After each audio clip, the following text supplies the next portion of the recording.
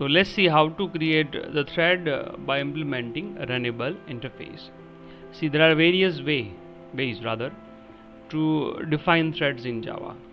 કાં થ્રેડ ક્લાસને તમે એક્સટેન્ડ કરી ને થ્રેડ છે બનાવી શકો છો, ઓર જાવાની અંદર એક રનેબલ નામનો ઇન્ટરફેસ આવે છે. One of the easiest way to define threads. And in order to create a new thread we may also provide a class that implements. Means આપણે જેમ પહેલાં ક્લાસ બનાવતા હતા માય થ્રેડ, એમ અહીંયા બી એક ક્લાસ જ બનાવવાનું છે. બટ એ ક્લાસમાં આપણે શું કરતા હતા, થ્રેડને એક્સટેન્ડ કરતા હતા. ઇન્સ્ટેડ હવે એક ઇન્ટરફેસ આવે છે જેને આપણે ઇમ્પ્લિમેન્ટ કરવાનું છે. It is a preferred way. Spelling થોડો ખોટો છે અહીંયા. It is one of the preferred way in case આ class has to sub class one of the other classes.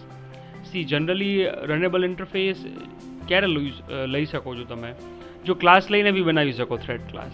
પણ થ્રેડ ક્લાસ જ્યારે એક્સટેન્ડ કરો એટલે બીજું કાંઈ તમે એમાં ઇનહેરિટન્સ ન કરી શકો. બિકોઝ જાવાની અંદર મલ્ટિપલ ઇનહેરિટન્સ સપોર્ટ નથી થતું. એટલે એક વખત તમે તમારો ક્લાસ બનાવીને થ્રેડ લઈ લેશો તો બીજો કોઈ ક્લાસ તમે એની અંદર ઇનહેરિટ ન કરી શકો. બટ જો તમે રનેબલ ઇન્ટરફેસ લેતા હો કોઈ થ્રેડ બનાવવા માટે, તો બીજો કોઈ ક્લાસ બી જે છે એ બી એક્સટેન્ડ કરી શકશો, એઝ વેલ એઝ તમારો ક્લાસ જે છે એ થ્રેડ બી હોઈ શકે છે. A runnable object can be wrapped into thread object.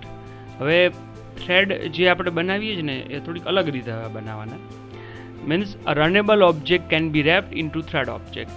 જ્યારે આ થ્રેડ ક્લાસના બે કન્સ્ટ્રક્ટર છે, રાઈટ? આપણે થ્રેડ ટી એવી રીતના લખીએ, thread T is equal to new thread. તો અહીંયા રનેબલનો ટાર્ગેટ આપવાનો. મીન્સ એવા કોઈ ક્લાસનો ઓબ્જેક્ટ આપવાનો કે જેની અંદર તમે રનેબલને ઇમ્પ્લિમેન્ટ કરેલું હોય, એટલે કે રન મેથડ હોય.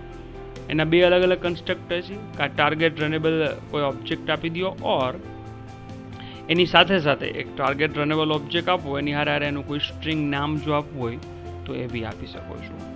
એન્ડ ધ થ્રેડ્સ લોજિક, હવે જે આપણે ગઈકાલે કોડ લખતા હતા, લૂપ લખતા હતા, અથવા થ્રેડનું કોઈ ટાસ્ક જે છે main business logic, the thread logic is included inside run method of the runnable object. એટલે કે રાઇટ હિયર, અહીંયા આપણે આ રનેબલ ટાર્ગેટ જે બનાવ્યો છે ને, મીન્સ એવું એક ક્લાસ બનાવ્યું છે કે જેમાં રનેબલને આપણે ઇમ્પ્લિમેન્ટ કરેલો છે, એની અંદર તમારે રન મેથડ બનાવવાની રહેશે, right? So in this way આપણે રનેબલનો યુઝ કરીને થ્રેડ્સ છે એ બનાવી શકીએ. So let's see the example.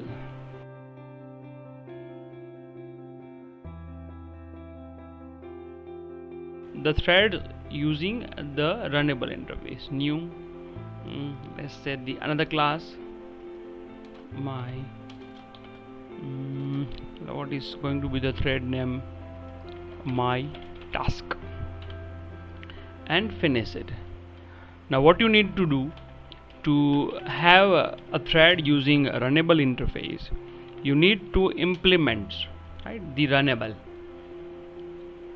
It is sensing implements runnable, right? Runnable is an interface, is right inside the java.lang package.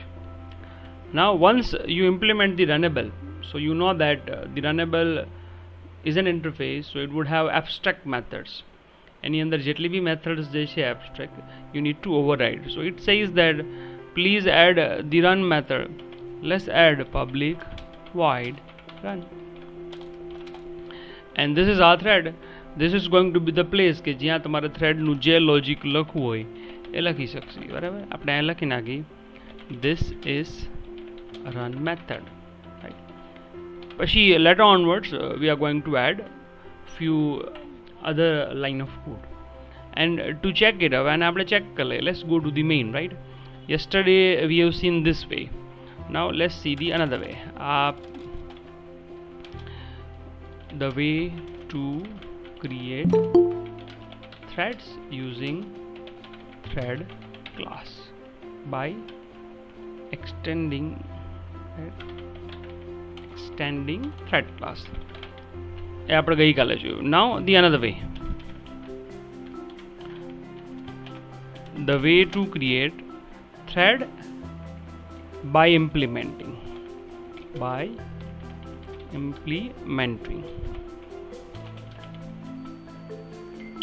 by extending thread class by implementing runnable interface, right? Face. Now હવે જ્યારે રનેબલ થી તમે બનાવતા હો તો what you need to do, અહીંયા એક thread બનાવવાનો, right? Thread t is equal to new thread, and any other, right? Inside that, as you can see thread as a default constructor, right? એનો આપણે યુઝ નથી કરવો. but next is important, the runnable target means કોઈ એવા ક્લાસના ઓબ્જેક્ટનું નામ you need to mention here કે જેની અંદર તમે રનેબલ ઇન્ટરફેસ ઇમ્પ્લિમેન્ટ કરેલો હોય. સો બિફોર મેકિંગ ધી થ્રેડ આપણે જે ઇન્ટરફેસ જે છે ને કે જે આ માય ટાસ્ક જે છે એની અંદર ઇમ્પ્લિમેન્ટ કરેલું છે એનો ઓબ્જેક્ટ બનાવી લઈએ. લેટ્સ સે માય, એટલે let me comment this, right? આ બધું કોમેન્ટ કરી દઈ એટલે આપણે ડિસ્ટર્બ ન કરે. માય ટાસ્ક, લેટ્સ સે empty is equal to new my task, right?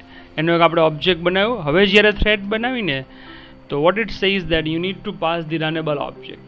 હવે રનેબલ આપણે ઓલરેડી માય ટાસ્કમાં ઇમ્પ્લિમેન્ટ કરેલું જ છે એટલે અહીંથી ખાલી empty જે છે need to be passed my task. and again to start the thread the simplest way is what? t dot start. so our thread will start. let's see how it is going to run. Control F11, and this is run method, right? so let's simulate some of the functionality. I'll say simulate, right? because આપણે actual કોઈ functionality નથી કરતા, but એવું illustration આપણે જોઈએ છીએ કે ભાઈ થ્રેડને આપણે ઇન્ટેન્શનલી 5 સેકન્ડ સુધી કંઈક કામ કરે એવું એક ટાસ્ક આપી દેશે લૂપની અંદર. એટલે ખરેખર તો એને આપણે સ્લીપ જ કરાવીએ છીએ, nothing else. System dot out dot println, અહીંયા આપણે અહીંયા આઈ જે છે એ તો પ્રિન્ટ કરશી જ, એટલે એની સાથે સાથે ગેટ નેમ આપણે કરી નાખી. Thread dot get current thread, thread dot current thread, thread dot current thread dot get name, right? આ પછી જોઈએ પહેલા આટલી વસ્તુ જોઈએ what is going to happen, right? જો આને રન કરું છું, અહીંથી આને હું રન કરું, this is run method. આ થ્રેડનું નામ જે છે એ 000 આપે છે. બટ એઝ યુ નો કે આનું જો કન્સ્ટ્રક્ટર હતું આપણે જ્યારે થ્રેડ બનાવતા હતા ને ત્યારે એક કન્સ્ટ્રક્ટર એવું હતું કે રનેબલ ઓબ્જેક્ટનું નામ બી આપી શકો અને એની સાથે સાથે તમે થ્રેડનું નામ બી આપી શકો, રાઈટ? એટલે આપણે શું કરશું, અહીંયા empty જે કર્યું છે ને એની બાજુમાં આપણે એનું નામ શું આપી દઈએ? thread1, right? એટલે એનું નામ જે છે it is going to be printed અને રન કર્યું આપણે છે thread1. અને આ લૂપની બી જરૂર નથી. હા, ખાલી થ્રેડનું નામ પ્રિન્ટ કરાવવું હોય તો એમને એમ બી કરાવી શકો છો. આ તો મેં જસ્ટ લૂપની સાથે સાથે તમને બતાવ્યું. તો થ્રેડનું નામ આવશે. હવે આની બી કાંઈ જરૂર નથી, રાઈટ? છે thread1, રાઈટ? આ બધું પછી એટલે સિમ્પ્લિફાય કરીને સમજાવતો જાઉં.